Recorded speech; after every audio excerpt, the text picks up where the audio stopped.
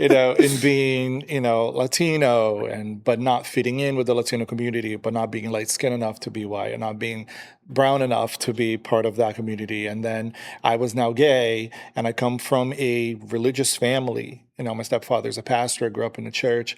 And then there's the religious aspect of it. And you're constantly suppressing yourself to please others or to look like you are somebody else.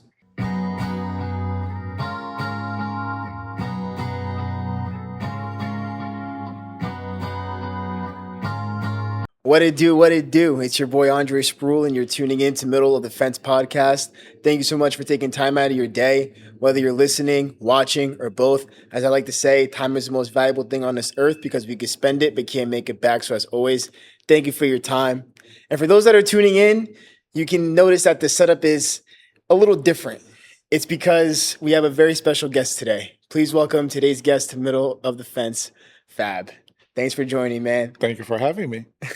I'm very excited to be the first in the new set. This is really awesome. It's an honor. It's a true honor, actually. Yes, absolutely. Yeah. So just like Fab said, he is the very first guest to be in the new studio. So it's only right that it's you. We've been in talks for like a while, and we go way back because for those that don't know, you are a hairstylist, not just any hairstylist, a successful hairstylist, owner of Fab Jules in Montclair, voted the best salon 2 years in a row. In Montclair, congrats, man. That is a big honor. Thank you. That's a big honor. Thank you. It was a really good honor, to be honored that and to be awarded that award.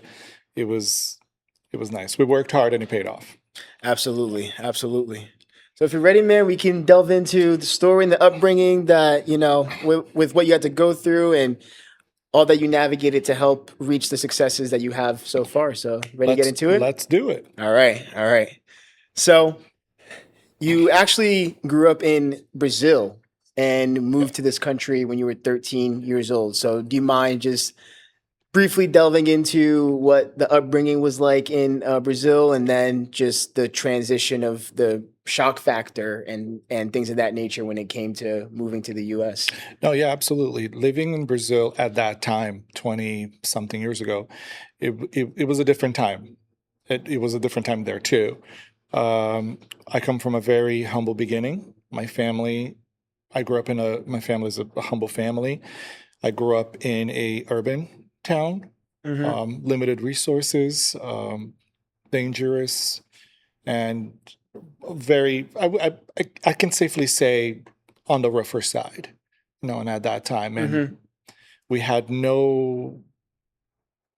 it's almost like we don't have anywhere to go from there. You kind of stay there. You grow up there, you stay there, and then you just eventually die there. It's almost like a dead end place. It's like a cycle that just gets repeated. Yeah, for sure. Wow.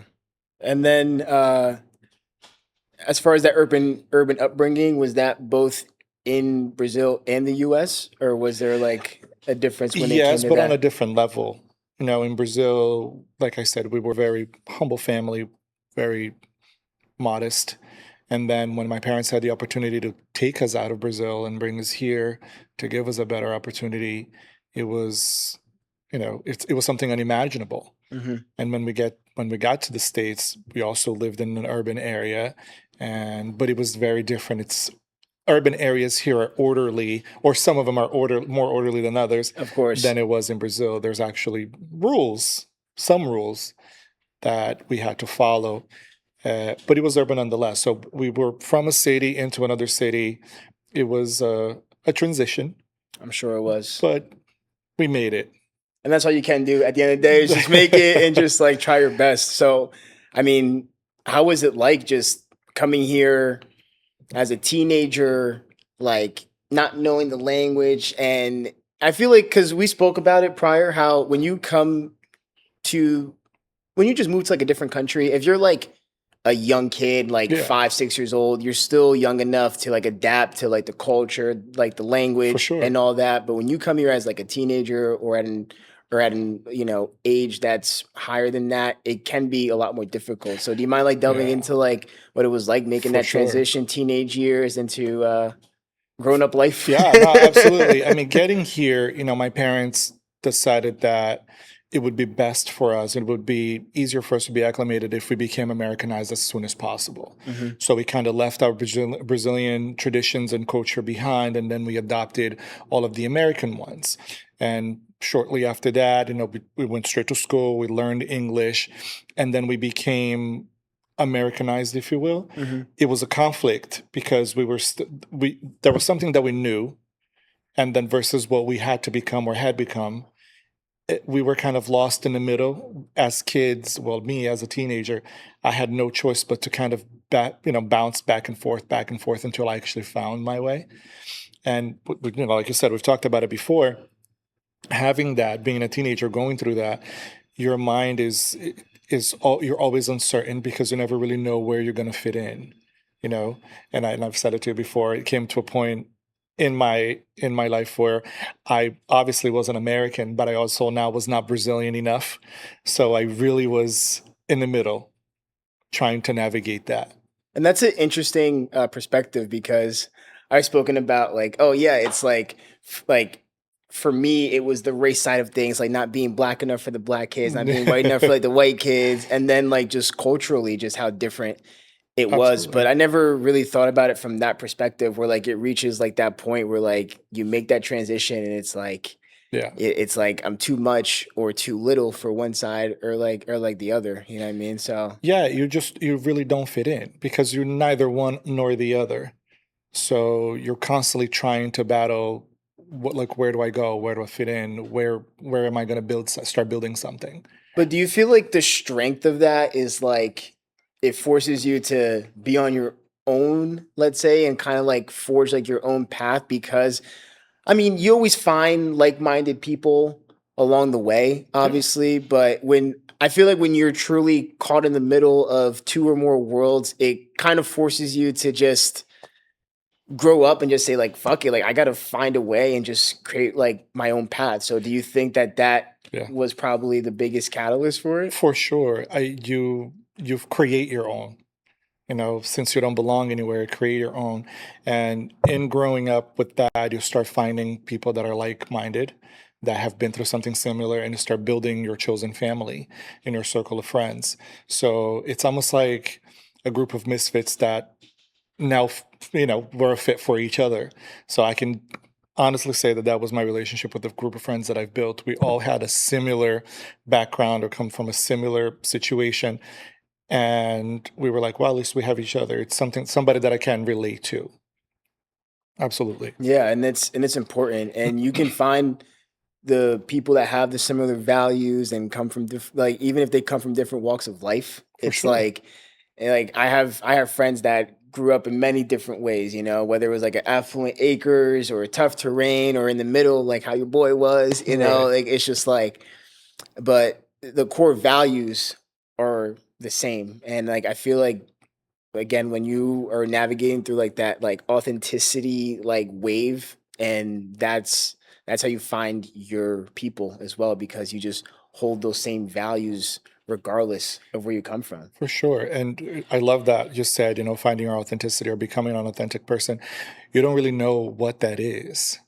So it comes to a point where you do say, fuck it. And this is who I am and I have to embrace it. And then people just gravitate towards you because of your now found authenticity and you're now taking a stance. And definitely.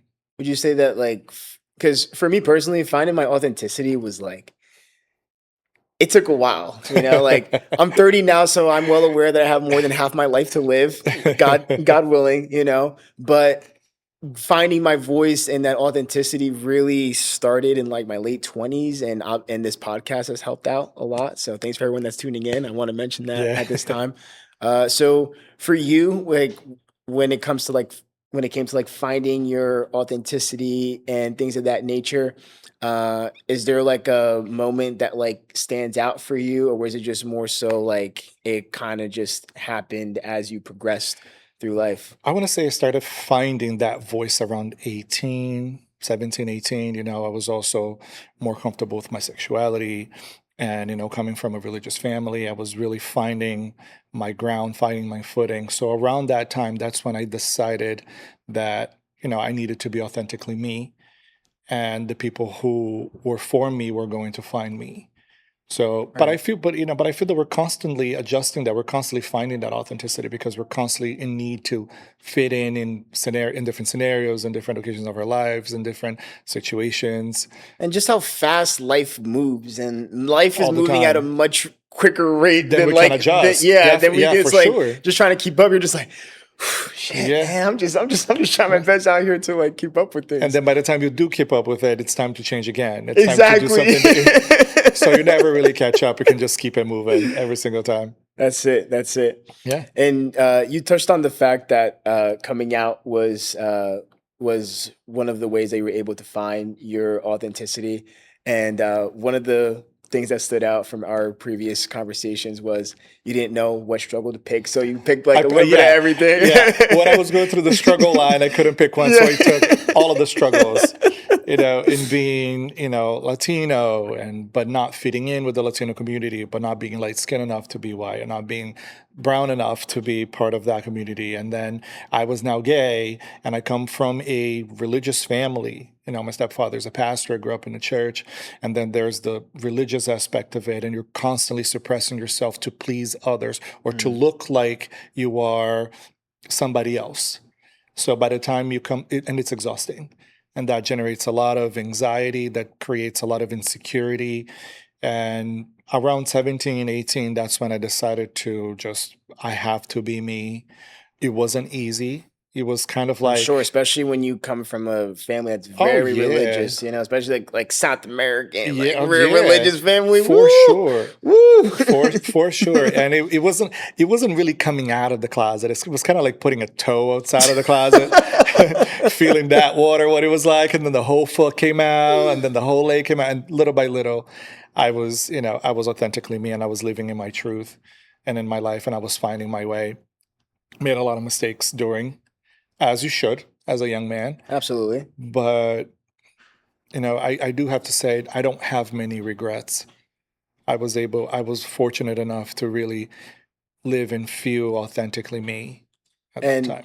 I'm really happy to hear that, because whenever I talk about like my show and navigating two or more worlds, like the main categories are usually culture, race, religion, sexual orientation.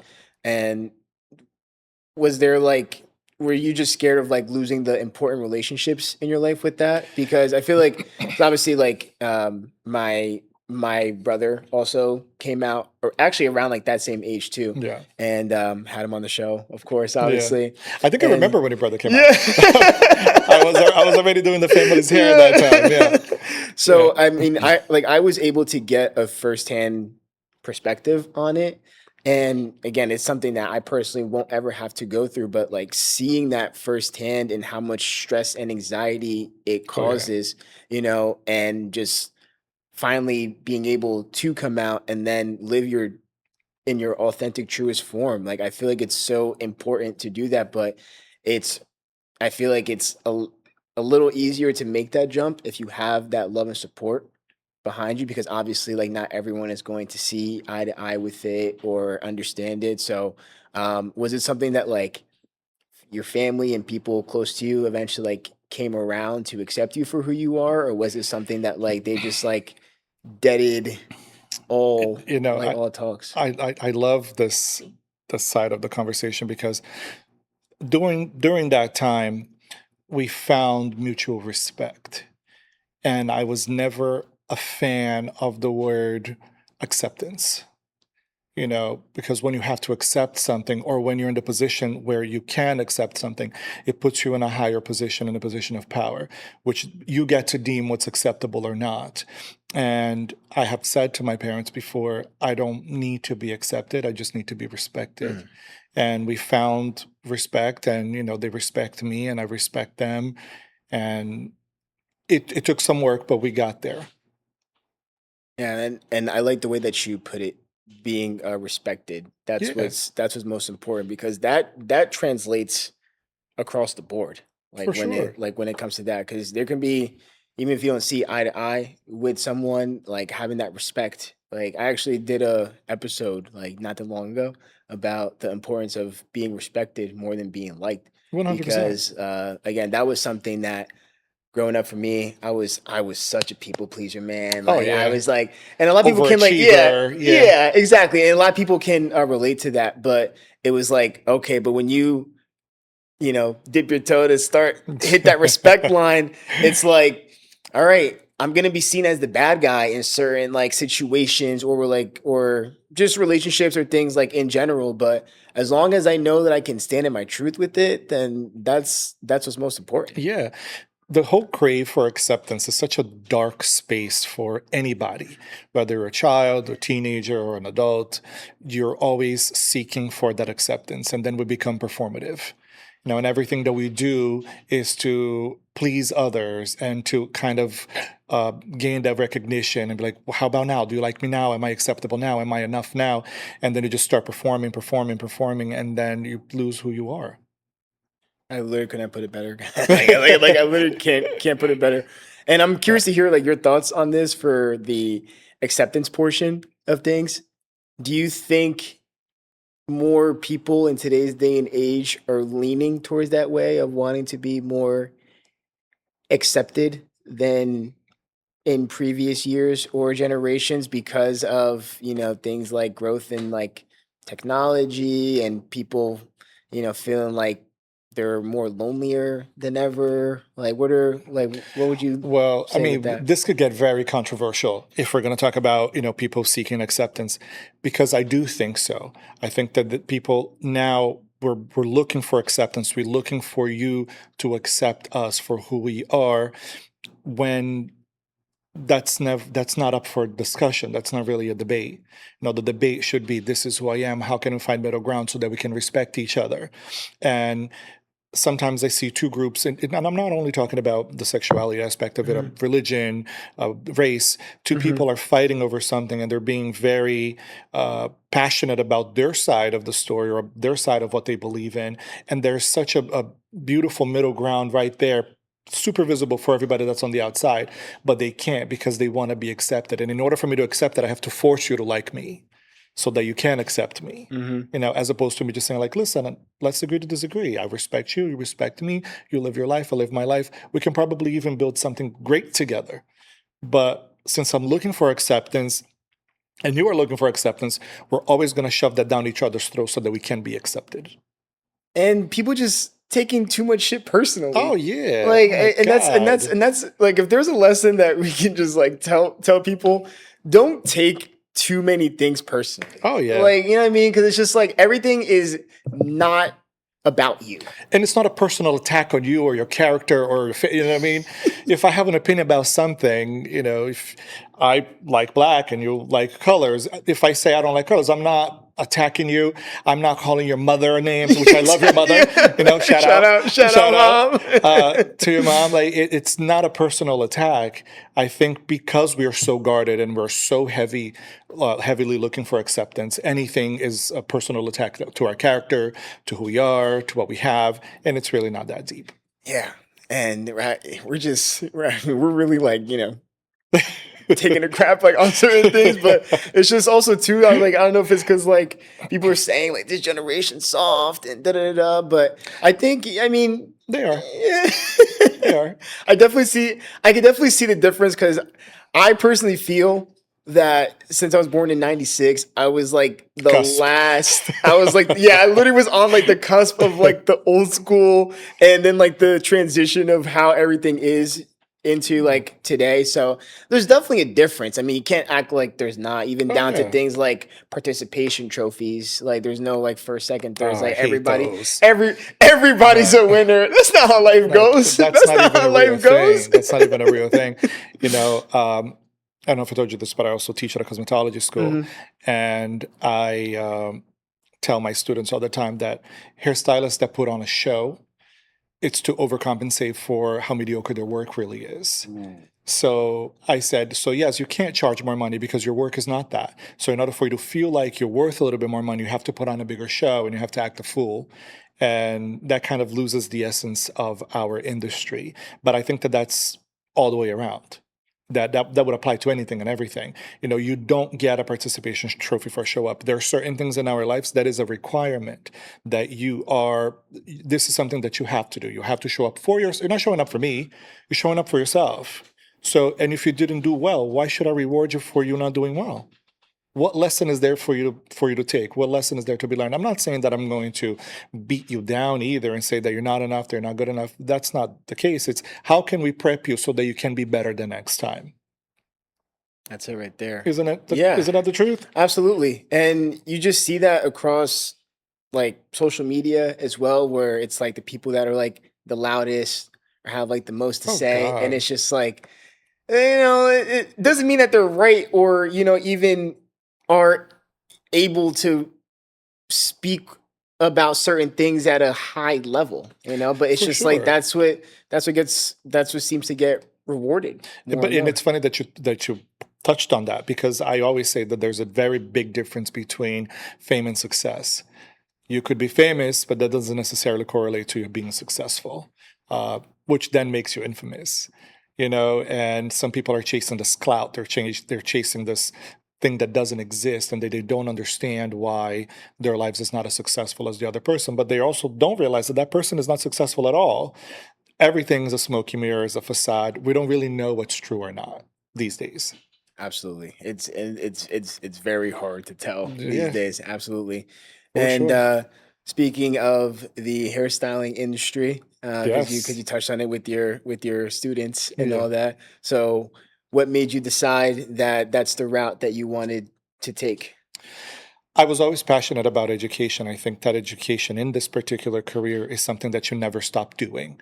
So from the moment that you start your cosmetology journey and then you become licensed, you will forever be educated. You will forever attend education seminars and things like that, because things change and you got to stay current. At some point, I became even more passionate about education, because I saw the divide. I saw that our industry was being diluted because of the separation in race, the separation of sexuality, the separation in status. And we are stronger together. The industry is stronger together. So when everything is so watered down and so diluted, we can't really build something. We have no quality control. And me noticing that propelled me to jump into education much faster, much sooner, because I really wanted to kind of bring that to light to the newer generation of hairstylists, that listen, we are stronger together. We can build something together. We belong to something bigger than ourselves. Hairstyling is not an individual sport. We belong to an industry, and the industry has lost respect throughout these years. Hairdressers are not celebrities anymore. Hairdressers are not millionaires anymore. Today, there was a statistic that said that I think it was 85% of the salons in the United States are unprofitable. And the other 15% was breaking even, which means that hairdressers have two jobs. If you don't have a two income household, you are working a second or possibly third job. Okay, so how can we change that? It's just by regrouping, restructuring, really taking our education seriously, and going on from there. But that needed to be brought to light for sure. Yeah, and like one of the things that stood out to me when you were talking in regard to that was the fact of coming together, Yeah, because that translates throughout. through everything. And that's part of it, where like we're as a society, it's like we're like individualistic. It's like, we pride ourselves on like, I'm gonna find my own way and let my ego drive me to that. But we can't do anything without the help of other people. For Wherever sure. you're at in life, you've had people that helped you along the way. And I personally think there wouldn't be billions of people on earth if we were able to just be on our own and not need that Oh yeah. support. We are not we are wired for connection. If you feel that you are, a loner, or if you work better on an interpersonal way, something went wrong. Well, there's something there that needs to be worked on because biologically, we are wired for connection. We're wired to be in the company of somebody else. We're wired to build things together. We've developed this individualism or this individualistic mentality throughout the years because things became easier. So I can do it on my own, easier, quote unquote. But I can do it on my own. I don't need you for anything, and that kind of destroyed everything. It destroyed industries. It destroyed families. It destroyed cultures. We can't be a culture alone. We can't be an industry alone. We can't be anything alone. We need the help of other people, for sure. Yeah, and one example that sticks out with me was when I was a junior in college, and just like how you mentioned earlier, when you're a young man navigating your early years, you're gonna do some things Oh yeah. along the way. It's part of life, you know what I mean. But that's not the case with this story. But I remember I was in like the student union building, which is basically like the center hub of like where you got like your lunch, like bookstore stuff, like a whole bunch of stuff, and I was by myself eating lunch right before I was going to go to class, and one of the there was a foreign exchange kid from Spain Mm. who was there for all of my junior year, and he sat down with me and we were catching up, and he's like, I don't get it why you guys do everything by yourselves. Like he's like in Spain, like you won't ever find anyone on their own. It's like everything we do, it It's goes together. together. And then, again, I'm half Argentinian, so when I've been lucky enough to go to Argentina, and it was like this, and it was the same thing. It's Mhm. like everybody finds a reason to get together and be in groups, and for some reason, we just don't do that here. And I don't understand why. And I can say in Brazil is the same thing. Everything is it's we do everything together. We're stronger together. It involves some kind of food, if you're South American. And Exactly. and now let me ask you this. So think about it. If you think that you can be successful all by yourself and on your own and by yourself and be alone, who's going to be there to measure your success? And people say like, "Oh, I don't need validation." Well, if you don't need validation, who's going to say that, "Oh no, this is good. This is a successful thing"? You need to be validated by somebody. We can't say that, "Oh, I'm seeking validation is a bad thing." There's certain things that are not bad. You being validated and saying that no, this is a successful thing. This is what we should do. This is what we should aspire to be is not a negative thing for you to say, yes, we're all seeking validation at all times.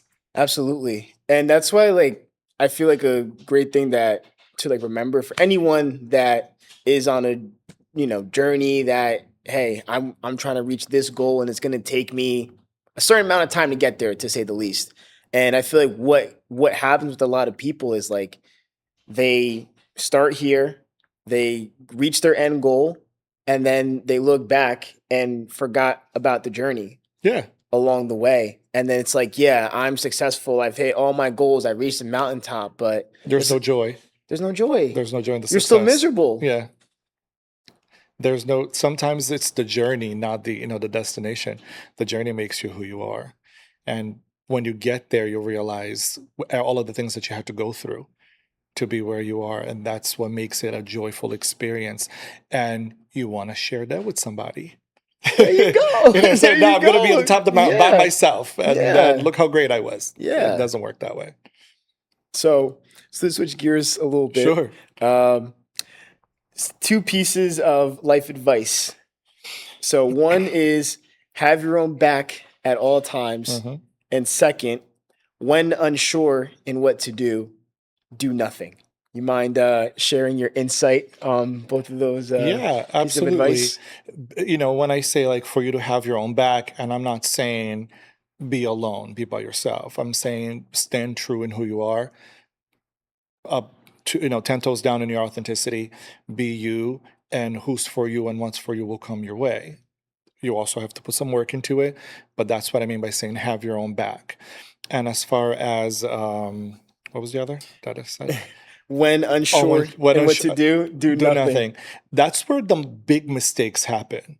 when you can't see clearly what you're working towards or what the end result's going to be. So when you are unsure if you should buy it or should not buy it, don't do anything, think about it. If you should go and if you shouldn't go, don't do anything, think about it. If you should, tell that person how you feel, break up with the person or whatever. If you don't know, don't do anything until you know what to do. I love that. Both pieces of advice, honestly, because like the first one, just like having your own back is, I feel like it also ties into like, if you're trying to pour into other people's cup, you got to make sure that your cup is filled first. 100%. You know what I mean? Because it's just like 100%. you have to, and even with the important relationships in your life, family, friends, like significant other, it's like you have to make yourself a priority, and not to the point where you're pushing people away, but you have to make sure that you're good first, because if not, then how can you truly be in a position to be there for others and help others out? And then another aspect of it is like, yeah, it's important to have your own back, but when it gets a little difficult to do that, you know what I mean? Yeah. It's important to have the people close Of to you course, to really help the with support. But don't they say that, if there's an emergency in a plane, you put your own oxygen mask first before you help somebody else? that. Exactly. You can't help that's a other great people when point. you can't breathe. So, I'll be helpful to you as soon as I can catch my breath. Yeah. And the second point of when unsure and what to do nothing. That is so important because like I forgot where I heard it from. I think I heard it from like another podcast that I've listened to. It was called the Mindset Mentor podcast with Rob Dial, and he talked about how when it comes to making like decisions about certain things, like there's like a first wave of reaction from like your brain, that like instant reaction, like right away. But then if you take that extra couple of seconds, then that second wave of like logic comes in Comes to in. like weigh in. So that's important because I feel like in today's day and age, Okay. everything is so fast paced, instant. You want food, it's at your doorstep. You want groceries, it's at your doorstep. You need something from Amazon, it'll It's be there the there next next day. day, Yeah. next day. It's Sometimes crazy. even like less than a day. Sometimes Crazy. Yeah. like Same day delivery. yeah, same day delivery, which is like nuts. But I think that it really is vital to just take your time and really process things, because now certain things it's like, hey, we need a decision like right now, so you don't have time to process it. But um is that something that like, is that like a skill that was just developed, or is that something that like No, I had to work hard on it. And you know why? Because people will forget what you said, people will forget what you did, but they will never forget how you made them feel. So when you don't know what to do nothing, because the outcome of that could be tragic, a lot worse than you intended it to be. And you can't take that back if you're dealing with relationships, or even if it's a work situation or what a friendship, whatever it is. If you don't know what to do, you can cause irreparable damage. So if you don't know what to do, take a second to yourself, regroup, but meanwhile, do nothing. Yeah, and that's why like they say that like that the tongue is the most Oh powerful yeah, most powerful weapon. dangerous too. Yeah, Yeah, it is, because you always remember those times when people were there and like supportive. But on the flip side, even if it's someone that you're like removed from, if there's one thing that they said, especially like a parent or something like that, that was very negative or mean, you tend to hold on to that a lot the more. more. And that's why, yeah, just like you said, it's important to really take the time and be careful with what you say, and really, because sometimes you get caught up in the moment, you know what Yeah. I mean? And The then, moment is like, your worst enemy. The moment is there to yeah, get you. and that's when Yeah, things can really, pop off. for sure. For sure, for sure. And so when it comes to your journey, you described it as disenchanting. Yeah. Why? You I know, I curious, and I curious on use the that. word disenchantment carefully, because I think that sometimes we have this uh, this wonderful view, and we have this, rose colored glasses on, and we think that everything should be magical, and it really isn't. And sometimes living in that type of ignorance doesn't allow you to enjoy certain things too. Like Mhm. the growing pains is not a bad thing. I always say that sometimes a broken heart is not necessarily a bad thing. People say, "Oh, how can you cherish that?" Wouldn't you want to look back at something and feel like that what you've lived was real? That pain part reminds you that what you felt was real, what we had with somebody was real. So you can't live in this world of enchantment all the time. You are going to miss out on a lot of life lessons. You're going to miss out on a lot of wonderful things. And getting to where you're going to be, the journey is not pretty. No, It's never pretty. no. Or it's not often pretty, I should say. I don't want to be Yeah. unfair. Yeah, we So don't be like too, yeah, I don't want to be too yeah, extreme. yeah, yeah, Like, oh yeah, God, no, it or wasn't too pretty. gloomy. No, it wasn't pretty. But I feel that when you are walking towards something, I can honestly say, to me, it was just disenchanting. I was like, wow, this is not a fairy tale. This is not a walk in the park. This is my real life. And you know, newsflash, everybody, uh, your life is not a Disney movie or Oh just a movie like God, in general. no, And like, definitely not. I actually took like a art of film class. And honestly, guys, I shouldn't even be talking about movies because I'm so bad at naming actors and actresses. Like my family and like they make fun of me so much about it. Like I can have a picture of like the most famous actor or actress that like everyone knows, and I'm like. I'm not sure, but when it comes to athletes, it's like I Oh can name yeah, them like off rip. But I say that to say because there's movies where like here we fantasize the like just like you said like the rose colored lenses viewing it from that perspective and just like cloud nine and yeah. all that, but then like when you see movies from other countries, they get straight to the point. They show the real Yeah, there's shit. no happy Yeah, ending. They yeah. didn't end up together. It was like, wow, that Yeah, was not a I'm plot like, twist. yeah. But like all jokes aside, though, when it comes to like those like growing pains and all that, and just a reminder that like, yeah, life isn't always pretty, but what comes from that It's can be real. beautiful, Yeah, and it's real. yeah. And I feel like for me personally, growing up, uh, like my mid 20s was really a lot of like soul searching, and I call it the lonely chapter, Mm. to like the point where like in like a 4-year stretch I went like 2 of those years without dating, seeing anyone, no, like nothing, just like focusing on myself. And even to the point where it was like I was still around my family and friends, but not as much as like I am now Yeah. and like have been over the last like couple of years. But I feel like it's important to go through that growth chapter, and it looks different for everybody. I went to the extremist way possible, like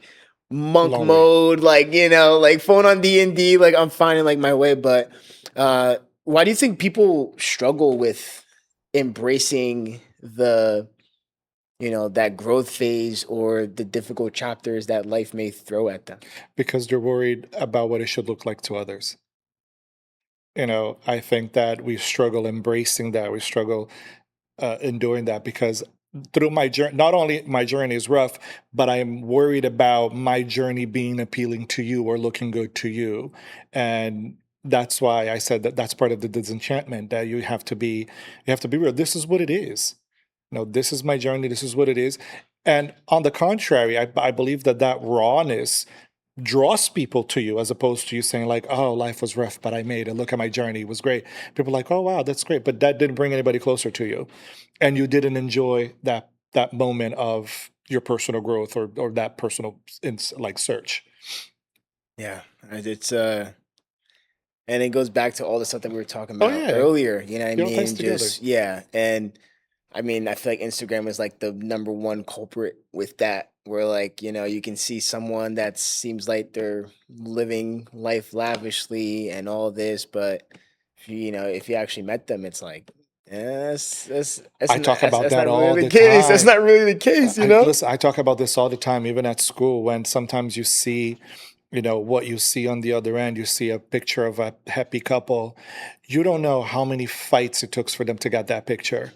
or, who was rude to who. Right. All you see is that, they're a happy couple, or they've acquired something, but you don't see the getting there. So therefore Exactly. you have a false sense of reality, and you think Exactly. that it should just be easy. Exactly.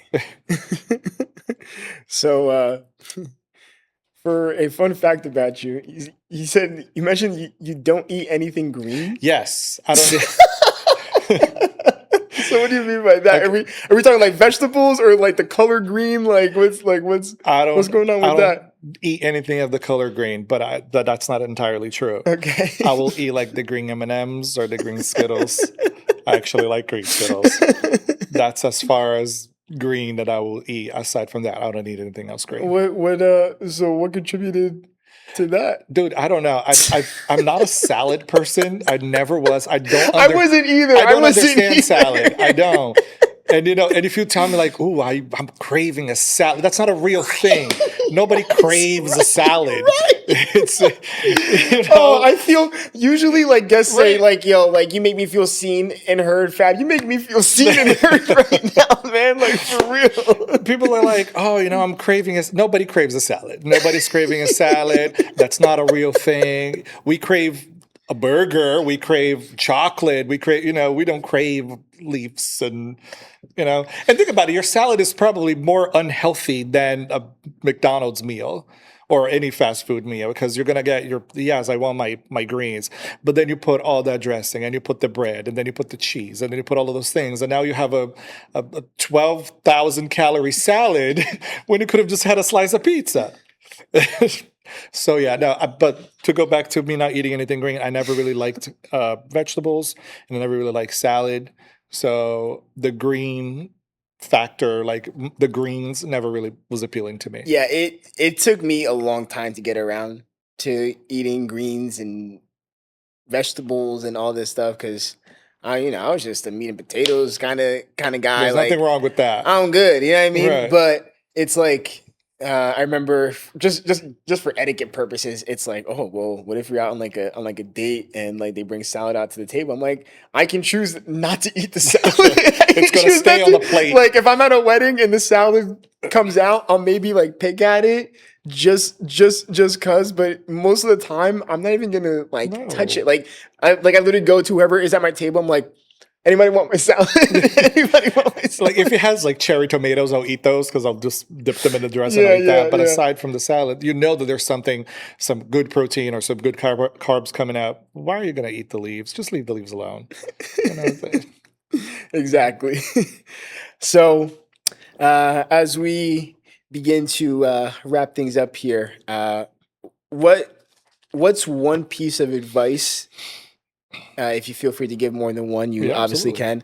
can. But what's the biggest piece of advice that you would give to anyone that's tuning in to this episode, regardless of age and anything? The first advice would be continue watching it, continue listening to it. He's onto something here. He's made some really interesting uh, comments, and you've had some great episodes. I Thank think you. that he brings awareness to the differences in between people, but in a way where we are more alike than you think. Kind Thank you. of awareness. So from the moment that you've started this podcast, I actually remember speaking to your mom about it, Mhm. and even your sister, and I was like, you know what? There's nothing like what he's doing out there. He's going to bring awareness to something that people just dismiss because it's subconscious. That difference is subconscious, and we don't really address it. But it will allow people to also realize that we are much closer, that we have much more in common than you think we do. So, piece of advice number one: continue watching, continue Thank you. I listening, continue appreciate tuning it. in. You heard the man. You are onto something, and I'm really happy and proud of you for starting this and doing this. Another piece of advice would be stay authentically you. Um, I just speak back to what I said before. You are who you are. What's for you will come your way. Who's for you will come your way. And you will find your chosen family. You will find your tribe, and make sure that you have enough room in your life to belong to something bigger than yourself. So that would be, the major advice. We should belong to something bigger than ourselves. Fab. Great, man. And for anyone that wants to keep up with your journey and what you got going on, this is your time to shout out your socials and business and all that. Oh, So the yeah. floor is all yours, Fab. Go ahead. Thank you. So feel free to follow my hair salon page is Fab Jules on Instagram. My personal page is Fabrizio Warner Hair. I'll probably have Andre tag it somewhere. Yeah, I'll tag it, link it, all I'll that, link it and all on the that good stuff. episode. You get to see some of the things that we do, some of the classes that I teach, some of the interactions that I have with people. Stay around and see the magic happen. Come on now. And if I were to add a little, piece of advice for those out there, since Fab did such a great job of the kind words shared for the program and the work that I've done. So thank you for that. And guys, the women in my life, I grew up with mostly women in my life. They're very particular, but they have been going to Fab for more than half my life. I think it's 14 or 15 years 14, now. 15. So literally teetering half of my life. And, just from the experiences that they've had and just putting people on like from there. And I just feel like, and I've actually sat in on some of those sessions too. In the hair therapy sessions. Exactly. Like the hair therapy sessions. So I feel like, again, like your authenticity also speaks in those spaces, in that space, because it's not just, okay, I'm showing up, your hair is going to look great, have a nice day. The way that you connect with not only like my family, but the people that you work with, and when I've seen you deal with other clients while like my mom or sister, are waiting, it just speaks a lot to who you are. And this has been a testament of your journey as well, because being a little boy from Brazil and moving to this country, and the success that you've been able to set up for yourself, like it's just, and it definitely is a mindset shift that you have to take to just keep going. But I just want to give you your flowers as well, man, because I know the journey hasn't been easy, and you're at where you're at for a reason. So keep pushing and keep doing your thing. And you already know I'll be supporting, my family supporting, man. Yes, so I definitely just want really to shout that out. I really appreciate that. Thank you so much. Of course. So thank you guys for tuning in. And as always, no matter which side of the fence you grew up on, we're all more alike than we think. Fab, thanks again for coming on. Thank you, man. Thank you for having me. Catch you guys next time. Peace. Bye, guys. Thank you.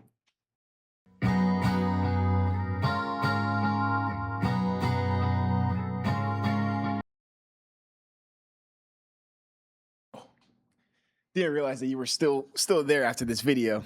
While you're at it, please be sure to subscribe here on YouTube, and feel free to like and comment as well, so we can continue growing this middle of the fence family. And while you're at it, please be sure to hit the little notification bell to subscribe to the channel, so you can be the first to be notified when the latest episode drops. And as always, no matter what side of the fence you grew up on, we're all more alike than we think.